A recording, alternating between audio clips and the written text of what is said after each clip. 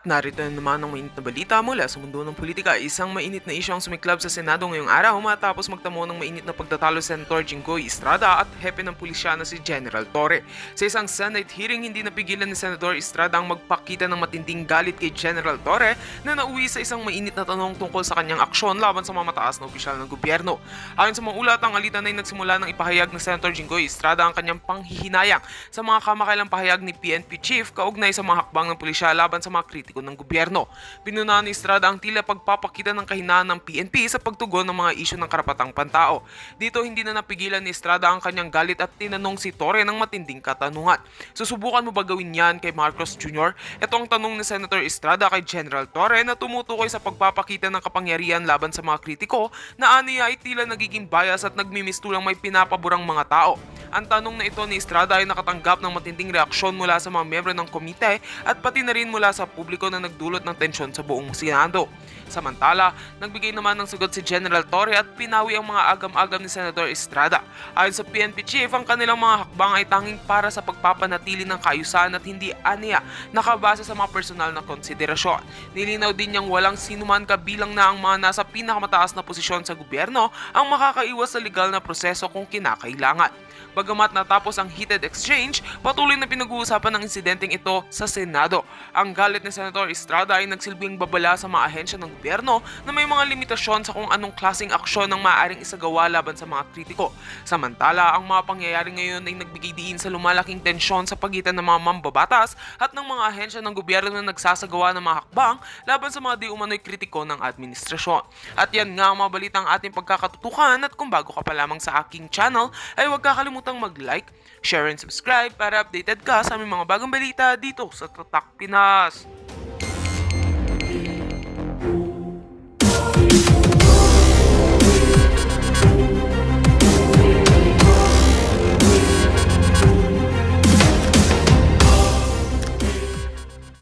Why not? Joel Torre. Oh, bakit hindi niyo man lang binigyan ng kortesiya yung anak na isang abogada na magkukonsulta? Katulad nga na sinabi ko kanina, yung mga nakakulong nga, 24 hours pwede bumisita ang immediate members of the family. Bakit ito hindi pa nakakulong, hindi niyo pinapasok yung anak? Our mission at that time, sir, is to deliver him to the My God. body who issued the warrant, sir. Nasa batas yan. Nasa batas yan, General. E matanong ko naman sa'yo, General, wag naman po sana mangyari, God forbid, sa pag sinapit ng ni President, sumapit ng ganitong sitwasyon si Presidente Marcos, gagawin mo rin ba yun? Was checked by medical doctors. Kaya lang, ang sabi, hindi naman doktor ni Presidente yon. Is it not under the PNP Standard Operating Procedures na yung arestado may karapatan humingi ng doktor ng kanilang sariling doktor, yung independent and competent doctor of their own choice, ang sabi sa inyong Standard Operation Procedure noong 2012, di ba itong kinikilala ng kapulisan natin? Ma'am, he has doctors who came over, and I believe they are from Cardinal Santos. We offered also the services of the PNP doctors, and we also offered the services of the post-hospital doctors there on the Philippine Air Force. Hindi, pero ang mahalaga, yung doktor na talagang doktor niya. Yes, ma'am. They came from the Cardinal Santos. Is their doctors. What they are actually asking, they even asked for ECG, and the ECG came. That was very, very different from the ordinary Filipinos. And they're asking for, I think, executive checkup. That's one thing that we did not accede to. Ang sinasabi Madam Chair, ninyo, if I may. po? Yes, Senator Jinggoy. So, walang katotohanan dun sa sinasabi na hindi ninyo pinagbigyan yung sarili niyang doktor? No, ma'am. Not true, ma'am. Okay. They requested the doctor. The doctors arrived. He was given an ECG. Subsequently, they asked Ms. Hanilet, the common law partner of the former president, for a list of his prescribed medicines. She declined. We asked a rundown of his pre-existing medical conditions. She declined. We asked what allergies he had. She declined. We asked that she board the flight with him going to The Hague. She declined. So all those rights, according to him, were given, and the doctor was given, and we tried to extract as much information as possible, but they all declined. Okay, Senator Jinggoy, I believe that Secretary John Vic said that these were untrue, that this was all fake news, that in fact his rights were honored, and in fact they provided an ECG which is above and beyond the usual practice. Yes, Senator Estrada, please. Thank you, Madam Chair. Let it be known that I am not protecting or I am not defending anyone, much less the former president of the Republic of the Philippines, President Duterte, since I am an ally of this administration led by President Bongbong Marcos, and at the same time a friend of Vice President. Since you've been asking questions addressed to Gerald Torre, may I ask Gerald Torre, how did you think did you handle the arrest of former President Duterte properly? Yes, sir, I do, sir. It's proper. It was proper. But when I saw the video, it was really, for me as a citizen of this country, it was really unbelievable. It was a very, very big disappointment. Because I can relate, General. Because when we were arrested, way back 2001, together with my father, the same thing happened. All right, we were in the wee hours of the morning. We were the policemen barged in our hospital room at the Veterans Memorial Hospital. They were arresting us. They wanted us to be transferred to another detention cell because after the May 1 siege, at ano sabi ng mga police? Kalab ka rin na yan mga yan pag ayaw sumama. At the same time, when I saw the video, parang nag-flashback sa akin yung ginawa ng mga kapulisan ng araw sa amin. At ang sabi mo, hihilahin ko yan. Is that what you said, Gerald Torre? Sir, it's already all optics and tactics already because it's already... No, I'm asking you, did you say that? Hihilahin ko. Yes, sir. And I actually made good of it, sir. What prompted you to say that? Sir, I made good of it, sir. Sabi ko, sir, hihilain ko yan. And I went back to AS Medialdea, handcuff him. Bakit mga sinasabi? You know that your statements based on the video may reflect the PNP as an institution. Baka sabihin lahat ng ating mga kababayan, ganyan pala yung mga pulis. Masyadong wala man lang respeto sa matanda, sa isang dating Pangulo. Ganon din ang ginawa sa amin eh. Can you justify why you said that hihilahin ko yan? Nakita ko si dating Pangulong Duterte, di naman lumalaban. What prompted you to say that? Mr. Senator, respectfully, the threat of hihilahin ko na yan was not towards the president, the former president. It was ensued after a heated argument between his counsel and General Torre. In no way was the former president threatened with bodily harm. Yes, Who was addressing the sinong sinasabihan ni General Torre? Was it the lawyer or was it the former President Duterte? Lawyer, sir, Attorney Medialdea. And actually, sir, after that, I actually went back to him, placed handcuff on him after reading him his rights and arrested him for obstruction of justice. And after that, sir, I brought him to the bus and came back again and told Attorney Delgra he's next. And again, sir, I will reiterate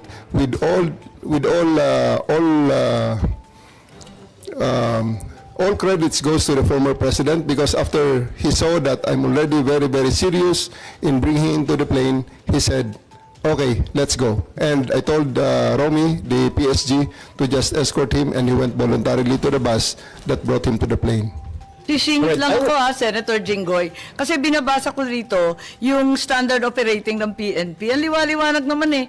No torture, no force, no violence, threat, intimidation, or other means to vitiate the free will to be used against the arrested person. Di the more so, yung mga kasamahan ng arestado. Sabi mo nga, ikaw na nag-admit forcefully. Talagang you used force. Bawal po yun. Ma'am, it is, I placed E.S. Mijaldea under arrest for obstruction of justice. Sabi nga ni Senator Jinggoy, hihilain mo pa. Yes, ma'am. I did because I have to get into their heads to make them to make it very very clear to them that we are already very very serious O, of tama loading nga. the president to Oo the naman, plane. General, pinapaliwanag mo, pero bawal ang paggagamit ng dahas, ng pananakot, Ma'am, ng just to be clear. intimidation, or any other means. Ang liwanag nasa kapulisan yan Just to be clear, operationally, there was obstruction of justice.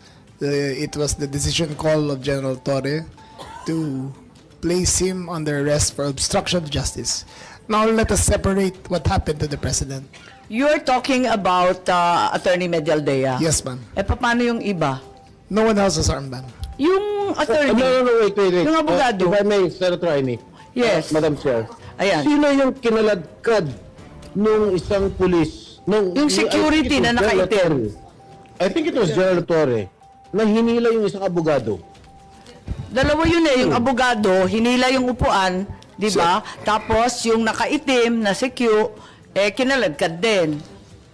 Si Attorney Delgra, sir, because he is next to be arrested. And because of that, the former President PRRD saw that I'm already that serious. And he said, he prevented the situation from further deteriorating and escalating. So he said, let's go. Isn't he entitled to a counsel of his choice, General? Yes, sir. For 12 hours, he was there. Oh. Can't he speak to his client? Biglaan niyo na lang... They are there for 12 hours, sir, speaking to each other. Ano? They are there for 12 hours, speaking to each Alright. other, sir. One more thing that I noticed in the video, no? Ang sabi ni PRRD, papasukin niyo yung anak ko. Abogada siya. At ang sinabi mo, hindi ko siya papapasukin. Why not, General Torre? That is a decision. That is my call, sir. That is my decision. Considering that he had already been assisted by 3 lawyers all throughout Okay. that time, sir. And gabi na ho yun, sir. The request was Ano? made at around mga 9 o'clock na, sir. 11 hours General after Torre, ganito, the ha? first arrest. Tanggalin mo na yung titulo ni Inday Sara. Kalimutan mo na siya na Vice President siya. Pagpalagay natin hindi siya Vice President. She is an immediate member of the family. Nung kami po ay nakakulong, ang immediate members of the family, 24 hours pwede bumisita sa amin, nakakulong kami. Ito hindi pa nakakulong. Anak ito. Bakit hindi niyo pinapasok? Maliban doon, is this not a violation of RA 7438 that requires that you guarantee access to an attorney in addition to the immediate family? The President also said na yung anak niya, yung babae, abogado ko yun, papasukin nyo. Hindi nyo pinapasok. Abogado yun eh. Actually, sir, Exactly. first to answer the question of Senator Estrada, sir. I have told the President that they can visit him at his detention facility because at this time the order of the day is to load him into a plane. So that's what we endeavored to do, and that's what happened, sir. Ano niya bibisitahin yung tatay niya? Sa Netherlands. Hindi naman dito tinray eh. Hindi naman dito kinasuhan eh. Sa ibang bansa eh. Oh. Bakit hindi niyo man lang binigyan ng kortesiya yung anak na isang abogada na magkukonsulta? Katulad nga na sinabi ko kanina, yung mga nakakulong nga, 24 hours pwede bumisita ang immediate members of the family. Bakit ito hindi pa nakakulong, hindi niyo pinapasok yung anak? Our mission at that time, sir, is to deliver him to the My God. body Kahit who issued the ano warrant, mangyari, sir. Nasa batas yan. Nasa batas yan, General. Immediate members of the family, lawyers, priests, etc., etc. I should know. Nanggaling ako dyan. Tapos ito, hindi naman nakakulong. Again, I am not defending President Duterte. I'm just explaining the rights of an accused. Because naging akusado rin ako. And I don't want that to happen to anybody else. Dapat naman nagbigay kayo ng konting kortesiya o respeto man lang sa mga dating presidente dahil naranasan namin yan. nung kinulong po yung tatay ko. Ganon din. Kawalang respeto ang mga pulis sa amin. Porket nawala na ba kami sa kapangyarihan, gano'n na lang? Eh matanong ko naman sa General, wag naman po sana mangyari, God forbid. Sa pag sinapit ng ni President, pag sumapit ng ganitong sitwasyon si Presidente Marcos, gagawin mo rin ba yun sa kanya? I hope not. Ang liwanag po ng batas, kung ma-follow up ko lang si Senator Jinggoy, tama po siya. Hindi lang yung immediate family, medical doctor, pare or religious minister, any national non-government organization, ang CHR, international non-government accredited by the Office of the President. Lahat yan may access, pero pinagbawalan ninyo. On 2 counts, immediate family na, abogado pa niya. Bakit ganun? Ma'am, I think that's sub judice. I think we should be wary of many of the things you're mentioning Bakit here. po naging sub judice yun? Ito kasi, habeas corpus po ang petition. So everything about the arrest will be asked by the Supreme Court.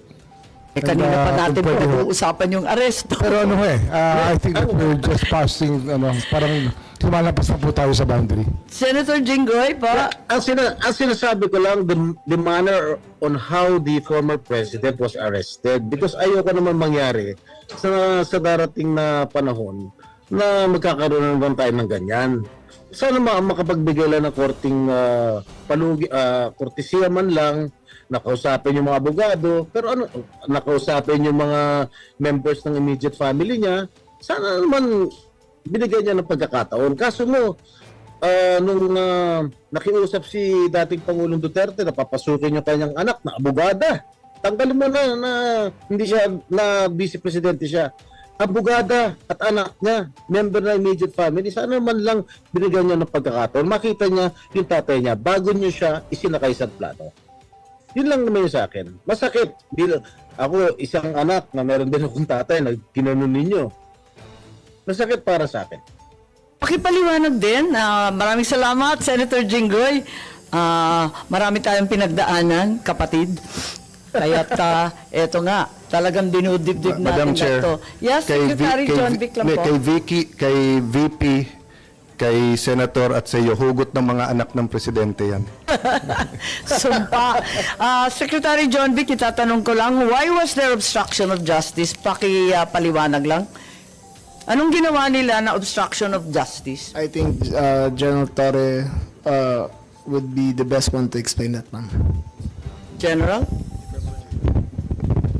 Sir. Sabi niyo nag-obstruction of justice, kaya aarestuhin na rin ninyo si Attorney Medialdea. Ano po yung ginawa ni Attorney Medialdea na obstruction of justice? We're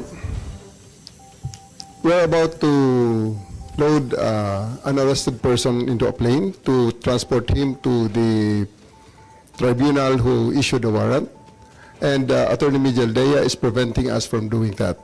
He shouted at us and intimidated us, including the president intimidating me. Alam ko malaking tao si Attorney Medialdea, pero hinarang ba kayo, tinulak ba kayo? Wala namang ginawa eh. Hindi naman nadadaan sa salita yung obstruction eh. He did, ma'am. So I do believe that under that circumstances, I have to arrest him and I did. I do believe that I used the reasonable force to ensure compliance, for him to step aside, for us to load the former president to the plane. So yun lang yung obstruction dahil nagsisigawan yung mag-asawa. He is preventing us from doing our job of loading the former president to the plane. Hinarang ba kayo? Yes, ma'am. Anong ginawa? Hindi Nakikita namin naman sa video makita eh. Ang Nakikita nakita naman sa ko video. lang, pinipilit niyo iposas, hindi magkasya yung posas. Yes, that's one thing, ma'am. His blackmail way, he is preventing us. He actually placed another chair at the side of the president for the former president to sit, which is already very much delaying everything because the plane is already ready to fly. Ba't kayo masyadong nagmamadali? We are going, unang-una ma'am, ang reglementary period, mamalasin naman kami pag hindi namin ginawa ang trabaho Bakit? namin. Anong reglementary period? Anong period yun? The Article Dahil sinabi 125 na nga ni Executive Director sa ating PCTC, na diffusion lang naman yun eh. Wala nga commitment pinag-uusapan dun eh. Wala nga red notice, pambira eh. There is a warrant. Tagal-tagal na ni Arnie Tevez eh. Wala pa rin, di ba? This Ba't is kayo a- nagmamadali? Ano yung reglementary period mo? May I refer you to the SOJ, ma'am, if the SOJ wants to answer that. Hindi ba pwede kayo na muna? Mauna lang kayo, tapos sa si SOJ. Pwede? Okay, ma'am. Okay. My main processes during the time is that I have implemented a warrant, and it is therefore the person is already arrested by virtue of a legal warrant, and Article 125 comes into play of the revised penal code, which is entitled Delivery of Persons Legally Arrested to the Proper Judicial Authority, and I do believe at this point the judicial authority will be the ICC. Therefore, I have to abide with that Article 125 of the So revised penal inaamin code. mo warrantless arresto? Kasi yung Article 125 ng RPC does not apply kung may warrant. So inaamin mo walang warrant? At the many stages, ma'am, all the many other, Hindi, among make other up your laws. mind, General Torre. Warrantless arrest ba to o may warrant? Kasi ang liwanag naman ng Article 125 eh, ng revised penal I do code. believe that I have a warrant at this time. I just don't want to be... Hindi walang reglementary period. Mamili ka. Kapag warrantless arrest, edi may period. Kapag may warrant, walang period. Just the same, ma'am, I have to deliver Hindi him to the pareho judicial yun, proper kapatid. authority. Hindi magkapareho yun. The reglementary period only comes into play when there's a warrantless arrest in accordance with Article 125 of the Revised Penal Code. Di po ba? At saka may kinalaman yun sa delivery of the accused and arrested. Di po ba? And I'm being cautioned by the DOJ, ma'am, that it may be sub judice already to discuss that because of the habeas corpus pending in the Supreme Court, ma'am. Pati ba naman ng Revised Penal Code, naging executive session? Pambihirang buhay ito. Okay. Senator Cayetano? Ma'am, can I have a few questions, baka 10 to 15 minutes and a short introduction lang. Okay. So, good afternoon ulit, gentlemen, ladies. Pasensya niyo yung aking introduction. I'm not imposing this on you. This is my personal code, di ba? So, more than being Alang Cayetano or a senator, a former Secretary of Foreign Affairs or former Speaker or Congressman, I believe I'm an ambassador of the Lord Jesus Christ, di ba? So, I'm not imposing that on anyone, but our USEC here will tell you, ambassadors don't have opinions. Kung ano ang sinabi ng principal nila, yun ang iyong opinion. Hindi ka pwede magsariling opinion. So, when we pray, yung Lord's Prayer na, your kingdom come here on earth as it is on heaven, you're actually aligning your government and your culture with God's culture, di ba? And God's purpose. Yung pinakasimple is do good or promote good, prevent evil. Parang sa police din, Sir Marbil, di ba, na prevent evil, do good. Saan nagkakatalo? Nagkakatalo dun sa mga pro-Duterte na the drug war was a war for peace and order. It was a war because many pushers and to certain effect addicts who committed crimes were making people unsafe. So to those who are supportive of that, they're doing God's will of promoting good. Doon naman sa human rights activist, ang ano nila, accountability. So kahit yan ay pusher or addict, hindi dapat patayin na lang or EJK. Wala tayong complication if Duterte was more like FDR or more like Pinoy because his language was more diplomatic. So you wouldn't hear FDR, despite being a distinguished soldier, one of the founders ng special forces, di ba, even sa police, di ba? So, pero kasi si President Duterte may lengguwahe, pag lumaban, patayin nyo yan. His explanation is that yun kasi naiintindihan ng kriminal. Pero ang police, aral yan, so alam nila tama't mali. So if you looked at the videos when I was the foreign minister, I had nothing to do with operations, but part to nung explaining to the world what was happening, and part to nung communications. It was both based on the foreign policy And the President allowed me to put a little bit of my opinion. So ang stand namin doon during that time, and this is where I'll start my questions, SOJ, is that lahat ng mali iimbestigahan. So the only way that President Duterte will have a chance to show na walang systematic culling of addicts, extrajudicial killing, walang crime against is individual one-on-one investigations. What confused everything during that time? First, meron po kasing issuance ang sila Secretary de Lima noon, ni-redefine nila yung extrajudicial killing.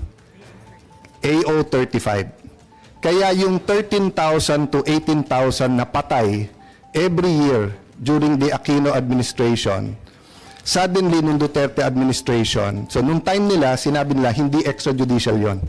So nandun sa AO, tinanggal nila yung mga activist na hindi daw extrajudicial killing yon.